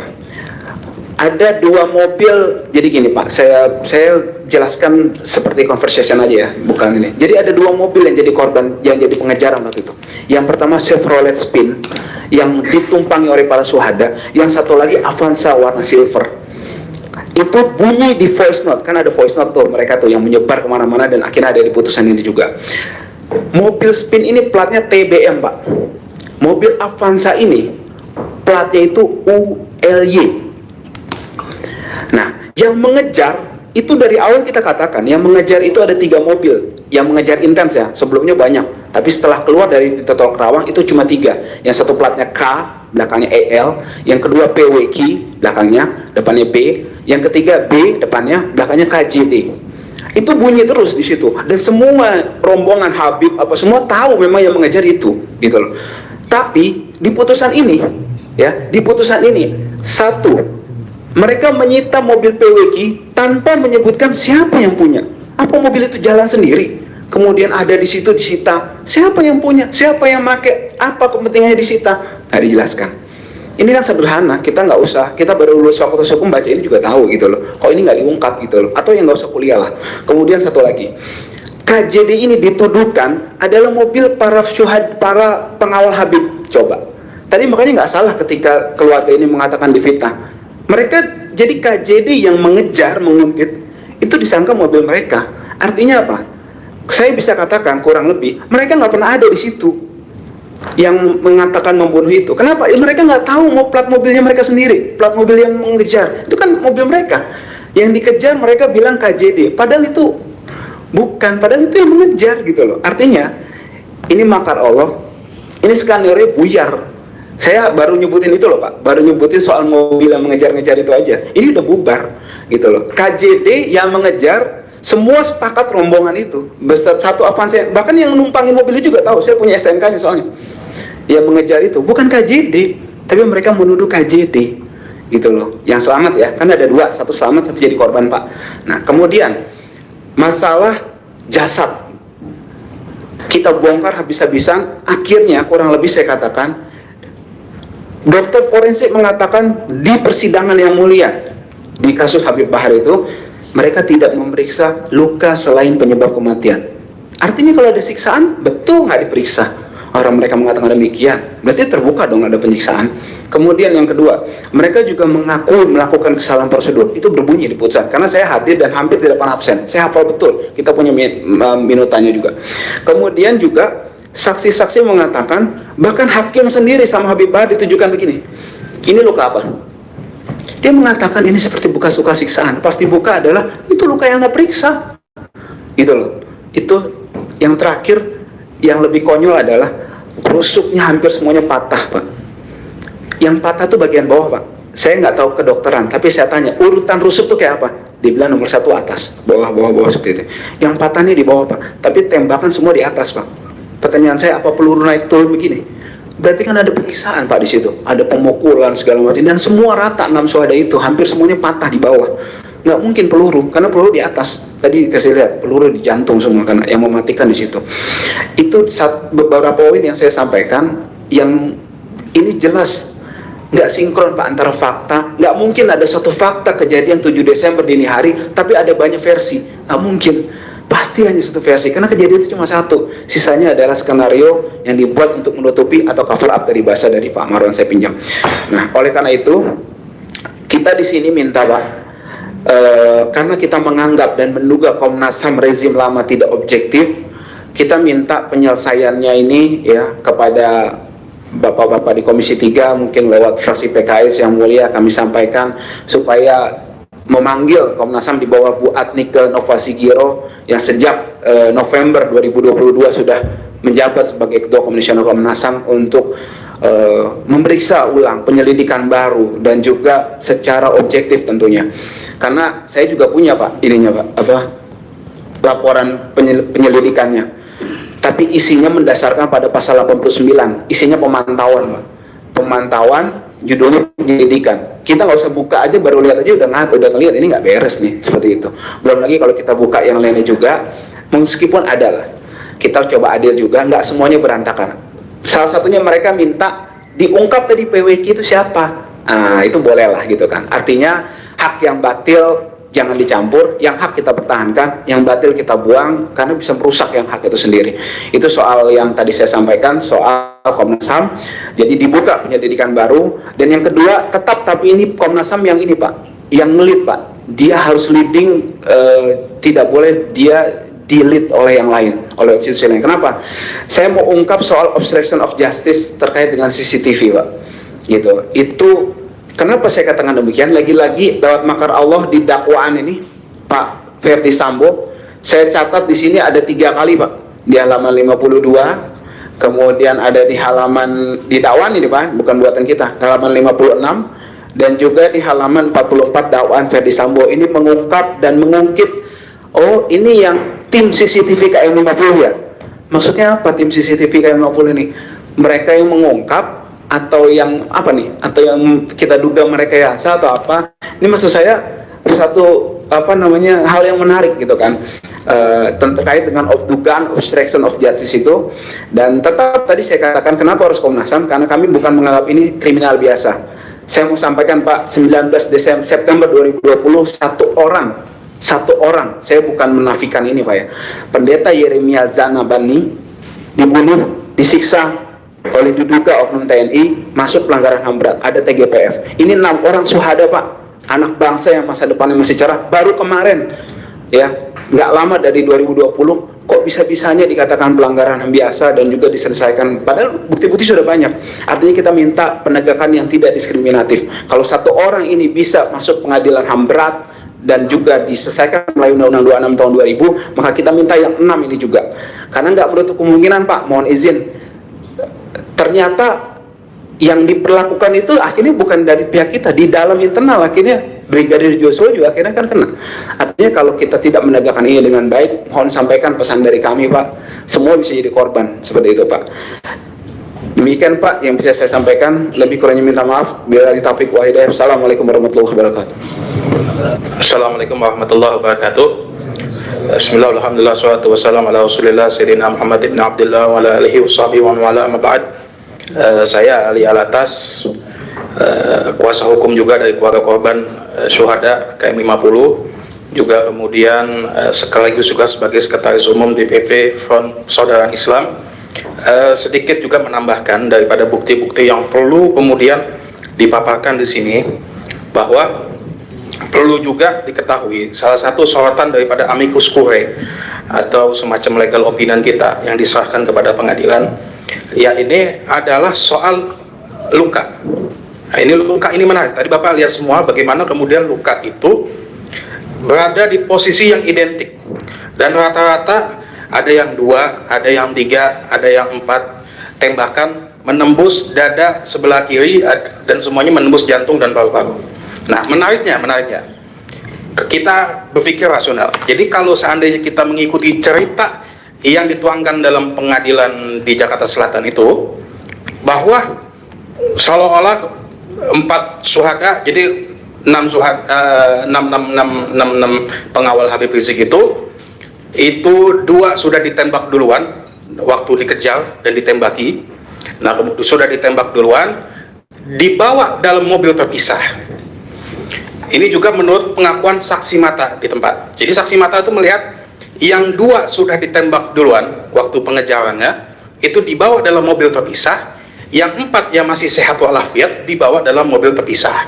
Nah, kemudian diulas dalam putusan tersebut dikatakan bahwa ketika berjalan mobil itu kemudian terjadi pergumulan dan kemudian terjadi penembakan menurut cerita yang dituangkan dalam putusan tersebut.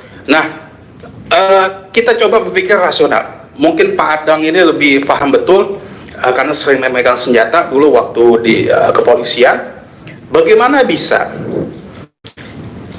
dalam ruang sempit, ya ini mobil yang duduknya berdesakan gitu. Kalau berdasarkan keterangan itu duduknya 1, 2, 3, 4, 5, 6, 7, ada 7 orang di dalam mobil, 3 petugas yang katanya di dalam mobil, kemudian juga yang 4 itu adalah yang pengawal Habib Rizik.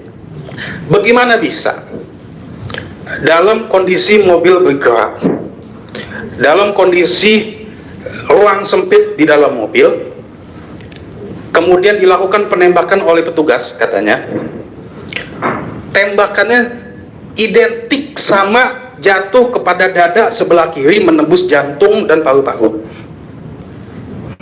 Lebih menariknya lagi, lebih serunya, yang 4 terjadi penembakan seperti itu, luka yang identik itu juga terjadi kepada 2 yang sudah dibawa duluan, yang katanya ditembak di jalan gitu, memiliki luka yang sama, yang ini luka di dada sebelah kiri, penembakan menembus jantung dan paru-paru, dan itu yang kita tuangkan.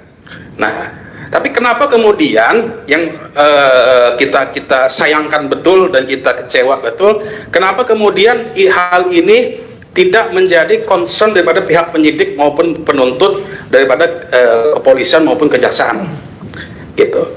Padahal itu jelas, terang benderang, dan itu sudah diungkapkan sendiri dalam pengadilan. Dalam pengadilan itu disebut lukanya ini, Faiz lukanya ini, Lutfi lukanya ini, kemudian Kadafi lukanya ini, kemudian Ambon Ahmad Sofyan lukanya, dan seterusnya. Gitu. Tapi kemudian hal ini tidak menjadi karena begini, semuanya yang mengetahui terjadi penembakan dalam putusan tersebut adalah pelaku juga, bahwa dia yang menembak, kemudian dia yang mengatakan bla bla bla bla bla begitu. Dan itu cuman yang bersaksi itu cuman yang ada di dalam mobil. Maka dari itu kemudian di situ kita katakan itu kejanggalan luar biasa yang terang benderang sebagaimana terang matahari pada waktu zuhur. Nah, itu satu. Kedua, di Komnas HAM itu diperiksa ada satu saksi, itu diperiksa. Yang lucu, saksi ini kemudian tidak diperiksa dalam kasus yang diadili di Pengadilan Jakarta Selatan. Gitu. Saksi ini ada di lapangan, melihat dari dekat korban-korban semua, gitu. Saksi dengan inisial DM itu diperiksa oleh Komnas HAM, dimasukkan dan dituangkan dalam laporan Komnas HAM, tapi kemudian tidak diperiksa oleh pihak kepolisian. Gitu. Nah, padahal apa? Padahal kesaksian dari yang bersangkutan ini sangat krusial. Jadi menurut penuturan dalam putusan Pengadilan Jakarta Selatan itu dikatakan bahwa penembakan itu terjadi tidak jauh setelah bergerak dari KM 50 lebih sedikit. Jadi ketika mobil bergerak kemudian terjadi pergumulan tidak jauh dari KM 50 menuju KM 51 kemudian terjadi penembakan. Nah, menariknya, dan ini yang kita sayangkan kenapa kemudian saksi ini tidak diperiksa. Menariknya adalah saksi mata yang diperiksa oleh Komnas HAM melihat bahwa iring-iringan mereka yang menahan para pengawal laskar, pengawal daripada Habib Rizik Syihab itu sampai kilometer 54 tidak ada masalah, jalan aja lurus. Bahkan masuk karena kilometer 54 itu masuk ke Karawang, dia akan muter ke arah Jakarta, masuk ke Karawang Timur untuk kilometer 54, dia masuk ke pintu tol Karawang Timur kemudian putar balik untuk masuk ke Jakarta. Nah, itu menarik. Saksi ini sampai detik ini belum diperiksa oleh penyidik kepolisian gitu. Nah, kemudian juga bukti yang perlu diperhatikan itu adalah soal ada juga saksi-saksi pengawal yang selamat, itu yang tadi disebutkan mobilnya ULY belakangnya, itu pengawal yang selamat itu melihat waktu kejar-kejaran itu sudah melihat diacungkan senapan laras panjang gitu. Jadi diduga di situ sudah ada persiapan untuk melakukan penyerangan.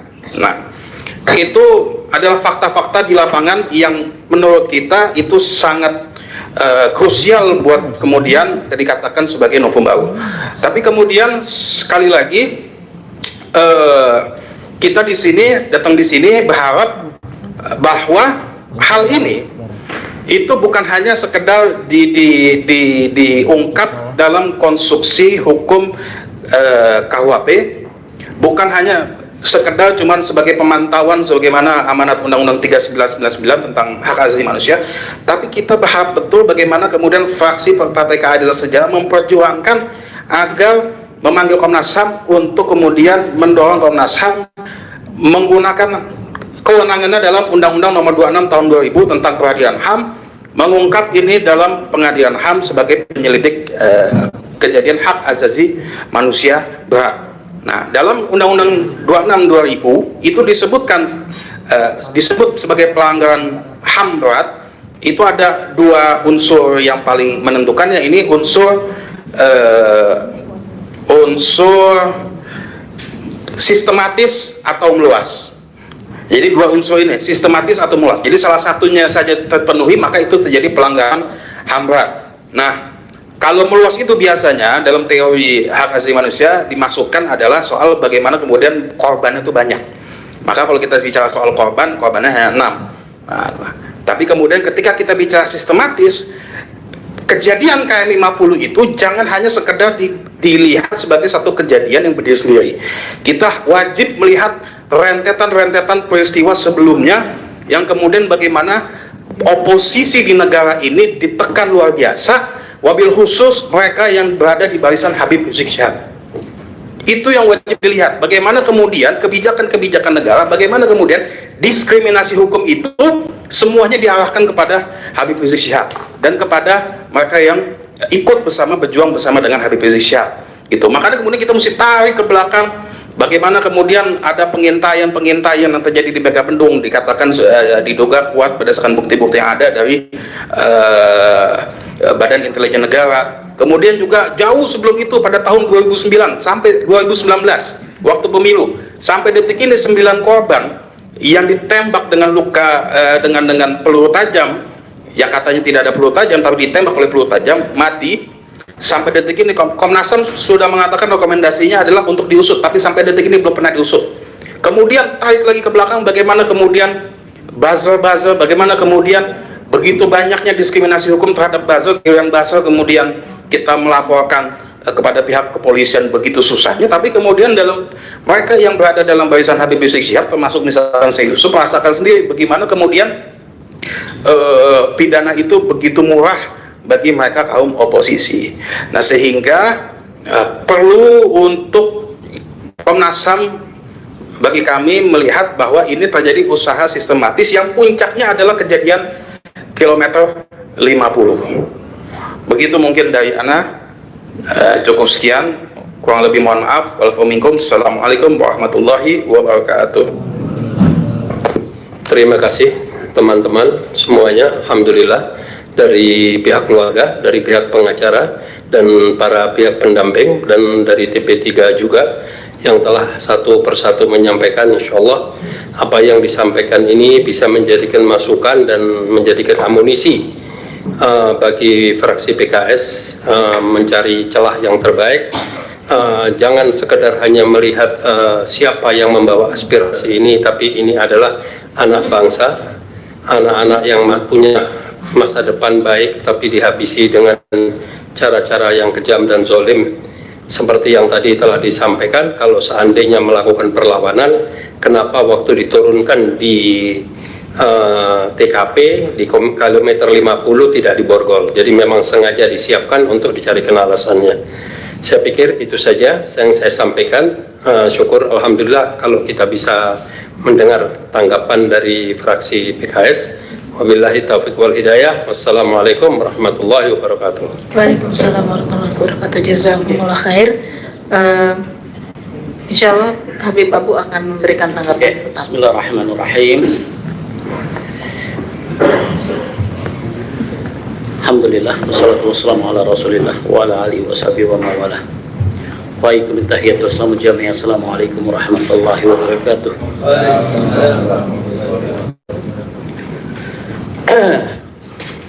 Ya Bapak sekalian, sampai hari ini insya Allah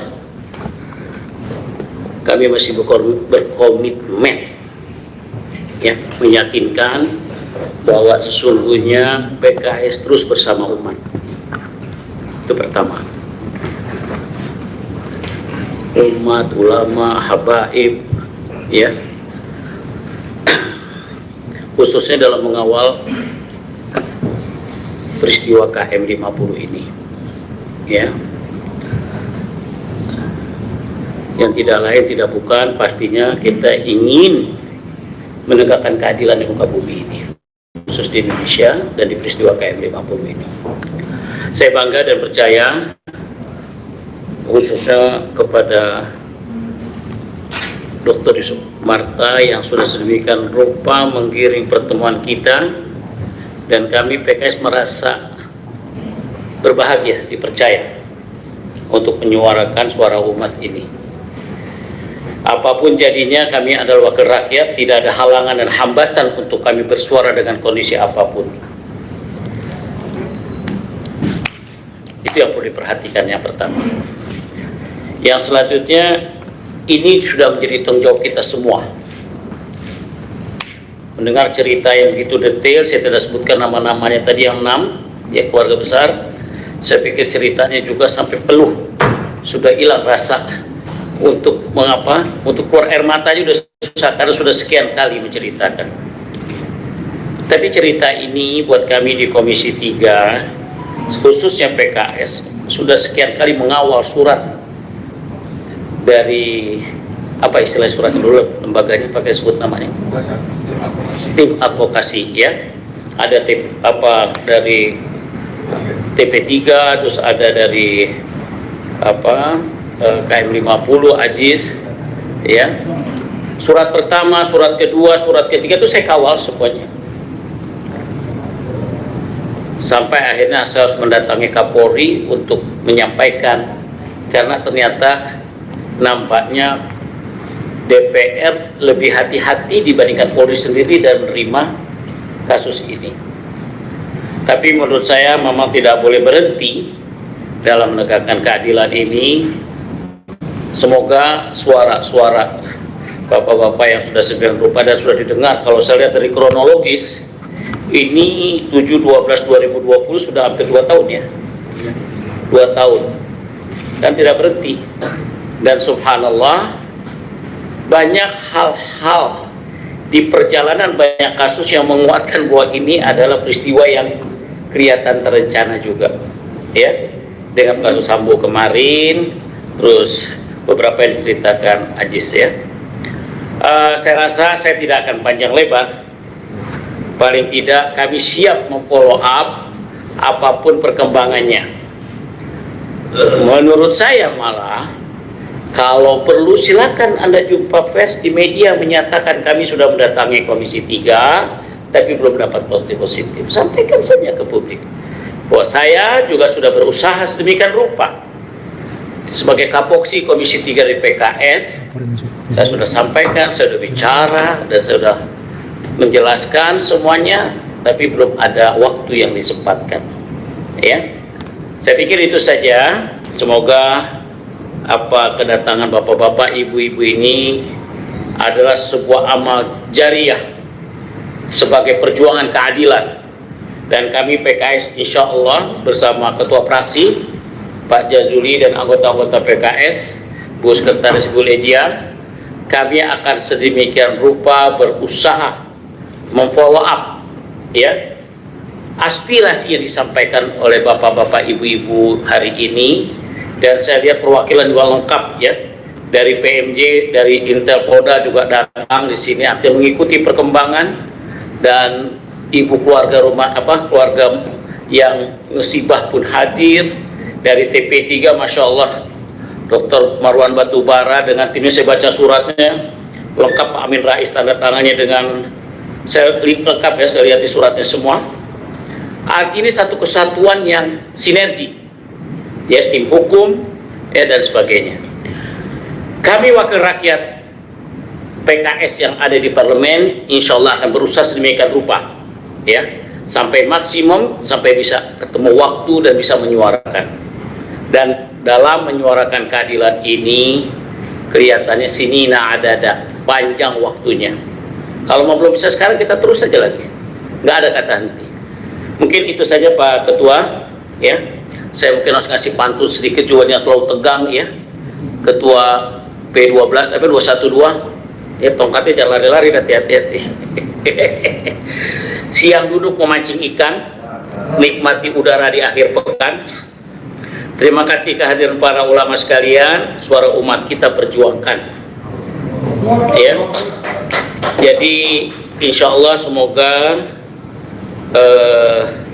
kehadiran kita benar-benar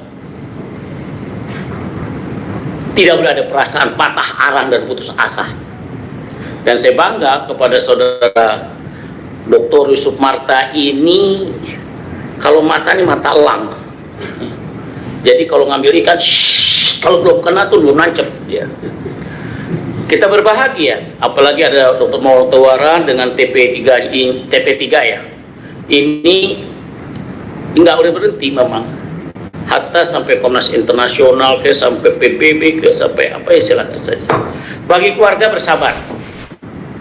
Ya, kesabaran ini insyaallah as-sabru wal musabarah. Kejadian sudah terjadi, tapi perjuangan tidak boleh henti.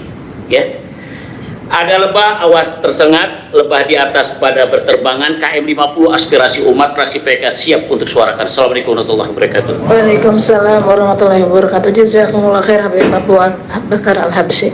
Pak Adam selanjutnya. Assalamualaikum warahmatullahi wabarakatuh. Bapak Ketua Fraksi dan seluruh Bapak Ibu sekalian yang hadir, singkat saya tidak sebutkan satu persatu, bahwa terus terang saja bahwa saya mencermati apa yang menjadi keputusan akhir daripada Komnas HAM, di mana disebutkan ya bahwa ada 4 rekomendasi yang terus terang saja dari rekomendasi aja dan cerita Bapak Ibu sekalian kita bisa melihat bagaimana proses itu berjalan. Jadi saya juga tidak berpanjang lebar. Tadi Pak Abu sudah menyampaikan karena sama-sama di satu komisi 3, dan yang pasti bahwa kita berterima kasih ini hari kita lebih mendapatkan amunisi lagi dalam rangka memperjuangkan apa yang diharapkan. Dan apapun juga kita harus terus berjuang karena memang sesuai konstitusi bahwa negara kita adalah negara hukum. Jadi tidak usah ada keraguan, dan kami bersama teman-teman di Komisi 3 akan melanjutkan perjuangan ini. Terima kasih. Wassalamualaikum warahmatullahi wabarakatuh. Bismillah, Assalamualaikum warahmatullahi wabarakatuh. Atas nama pimpinan dan anggota fraksi PKS, kami mengucapkan jazakumullah khairan kepada seluruh keluarga korban atas penjelasannya, bahkan memberikan bukti-bukti foto yang saya sendiri larut ketika melihat foto-foto itu sampai meneteskan air mata, tidak disengaja dan susah dibendung. Saya merasakan betapa pedihnya yang dirasakan oleh keluarga korban. Para syuhada tentu kita doakan dan kita yakini sedang tersenyum di taman surga Allah Subhanahu wa Ta'ala. Tapi kita yang ditinggalkan merasakan kepedihan itu adalah manusiawi, sesuatu yang fitrah insani. Tapi mudah-mudahan kesabaran kita dibalas oleh Allah Subhanahu wa Ta'ala dengan pahala kebaikan yang berlipat ganda. Terima kasih juga kepada Habib Yusuf Marta beserta para habaib dan ulama yang mendampingi, yang terus tidak pernah bosan. Juga teman-teman pengacara Pak Aziz, kemudian Pak Marwan dan teman-teman. Memang di tempat ini sudah pernah kami terima Pak Marwan dan timnya, kecuali Pak Amin Rais waktu itu yang berhalangan hadir.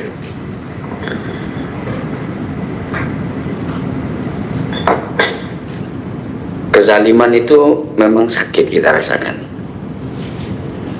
Karena itu kalau kita lihat dalam hadis-hadis Nabi, Allah yang akan mengambil alih ketika kezaliman itu dibiarkan. PKS, fraksi PKS menerima aspirasi ini pertama sebagai wakil rakyat, yang kedua sebagai tanggung jawab moral, yang ketiga minimal kalaupun masalah ini sudah tuntas, kami di fraksi PKS tidak dianggap ikut bersama-sama untuk tidak tegaknya keadilan itu. Nahnu bari amam Allah Subhanahu wa Ta'ala. Tapi kita akan terus. Saya dengar dari pengacara, dari Pak Marwan, mulai dia fraksi PKS harus berkirim surat kepada Komnas HAM. Itu langkah yang paling mungkin kita lakukan agar ini di minimal tadi yang disampaikan emang agak aneh, ditinjau ulang, diperiksa ulang begitu. Perkara Pak Marwan tadi mengatakan sebelum ganti rasanya susah. Kita namanya berikhtiar, lakukan saja. Jangan nunggu ganti dulu Komnas HAM-nya. Mending kalau panjang umur, saya ketua fraksinya. Kalau enggak susah lagi saya jawab ditanyanya. Jadi mendingan kita kirim surat saja kepada Komnas HAM atas masukan-masukan tadi. Saya kira nanti ini akan kita juga minta kopinya untuk disimpan. Nanti juga Komisi 3 dan komisi terkait serta staf ahli yang membidangi tentang hukum ini akan kita minta untuk lebih meneliti lagi. Jadi minimal fraksi PKS bersurat kepada Komnas HAM, karena tadi teman-teman rata-rata aspirasinya mendorong bagaimana leading sektornya ada di Komnas HAM, kira-kira begitu. Ketika Komnas HAM melakukan penelusuran, penyelidikan dengan cara yang benar, mudah-mudahan itu akan memiliki dampak yang benar juga, begitu. Saya kira itu paling yang bisa dilakukan oleh institusi fraksi PKS. Saya akan tanda tangani surat itu, dan kepada bapak-bapak yang ada di depan Komisi 3 ini ada ruang yang di depan untuk terus berjuang dan bergerak untuk menegakkan prinsip-prinsip dari Pancasila sebagai dasar negara yang telah diletakkan oleh para pendiri bangsa ini setelah kemanusiaan, setelah ketuhanan yang Maha Esa adalah kemanusiaan yang adil dan beradab. Semua pakar hukum mengatakan seluruh rakyat Indonesia ini di depan hukum adalah sama. Berharap statement-statement itu menjadi kenyataan dan realita dalam kehidupan berbangsa dan bernegara di Republik Indonesia ini. Saya kira itu. Sekali lagi terima kasih, jazakumullah khairan kepada Habib Abu Bakar Al-Habsyi, Pak Jenderal Adang, Bu Ledia sebagai Sohibul Bait, dan kepada seluruh tamu yang hadir dengan menyampaikan aspirasinya kepada fraksi PKS. Semaksimal mungkin kami akan menindaklanjuti sesuai dengan kewenangannya. Kalau kami belum berhasil, kami mohon maaf, bukan berarti kami tidak bekerja. Karena seperti yang bapak-bapak, ibu-ibu ketahui, bahwa fraksi PKS sekarang ini adalah posisinya tidak dalam kekuasaan. Tetapi itu tidak menjadikan kami untuk terus pasrah, diam, lalu mengatakan, kata bahasa orang Betaminya, ya bagaimana kita mau ini, kita kan gak punya kekuasaan. Enggak, kita akan terus berikhtiar, berusaha. Padang kita minta komunikasi dengan pihak yang terkait, begitu pula Habib Abu Bakar. Tetapi secara resmi fraksi akan berkirim surat kepada Komnas HAM, dan mudah-mudahan ini disiapkan tidak lama Bu Ledia. Kita akan kirimkan surat. Nanti alasan-alasan yang disampaikan tadi itu kita jadikan alasan berdasarkan aspirasi yang disampaikan oleh lawyernya, oleh Pak Marwan, oleh yang lain-lain. Jadi alasan kita jelas. Saya kira itu saja mungkin. Masih ada lagi tambahan? Cukup ya? Kita tutup, saya kira, dengan baca-baca hamdalah. Baik, setelah ini akan ada penyerahan buku dari pihak TP3 dan dari pihak fraksi nanti ada dan Chandra Mata silakan.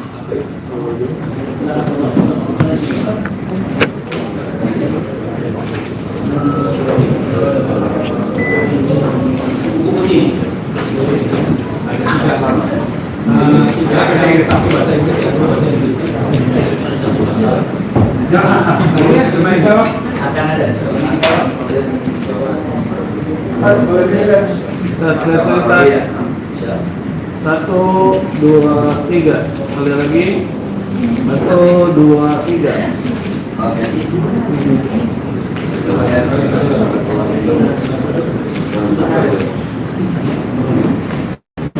Oh, ini memang sudah standar bagusnya Pak.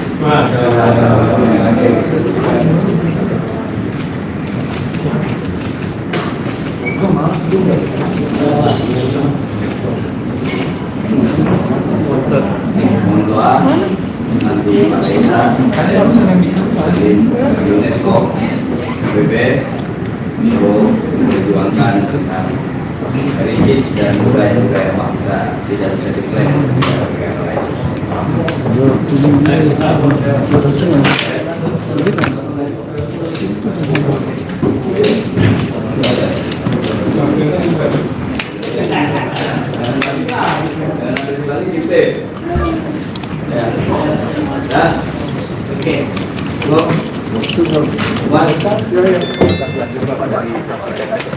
Ya, pertama fraksi PKS mengucapkan, tentu sebagai wakil rakyat, representasi wakil rakyat, mengucapkan terima kasih kepada orang tua korban KM 50, kepada para tokoh yang terus mengawal kasus ini, kepada para pengacaranya dan seterusnya.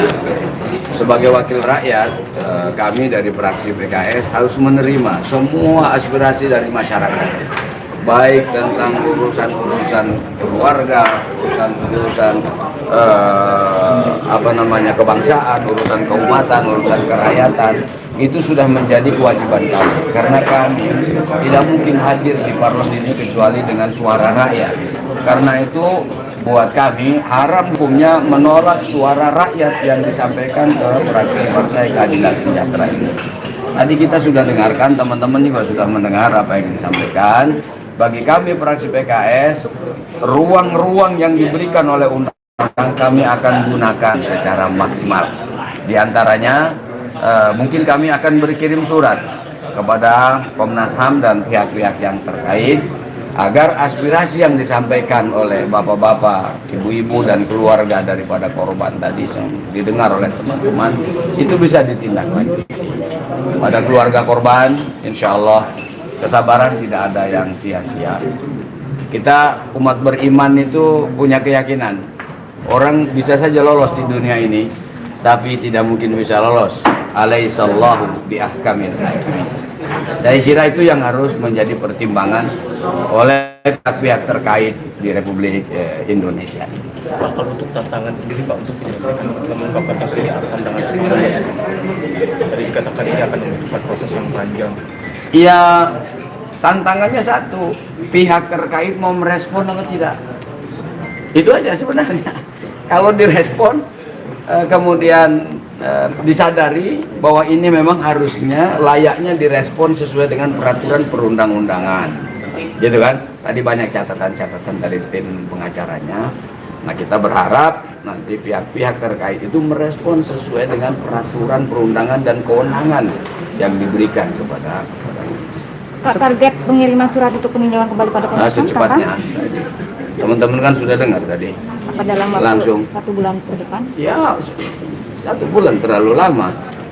Kalau orang hamil keburu lahir duluan, kalau udah 9 bulan. Ya, kita akan lakukan. Ini dari tahun 2020 ya. Jadi insya Allah dalam waktu yang sesingkat-singkatnya, begitu kata proklamasinya Bung Karno dan Bung Hatta. Termasuk mengupayakan untuk memanggil Kapolri di RDP Komisi 3. Kita dorong Komisi 3, ada Pak Adang tadi, Habib Abu, coba dikomunikasikan ke Komisi 3, karena kan PKS ini 50 kursi dari 575, tentu harus melibatkan fraksi-fraksi yang lain. Kita akan membangun komunikasi kepada mereka, jangan lihat apa background, yang penting ini rakyat Indonesia. Bagaimana kita semua kompak. Ini kan persoalan penegakan hukum, ya kan, bukan persoalan kebijakan-kebijakan yang harus didukung. Kebijakan umpamanya Pak Jokowi yang kalau tidak didukung mungkin takut partai-partai koalisi. Tapi ini kan urusan penegakan hukum, urusan kondisi dan masalah menyangkut nasib masyarakat yang merasa tidak terpenuhi rasa keadilan. Cukup? Oke, cukup ya. Belum asar nih. Ya. Saran.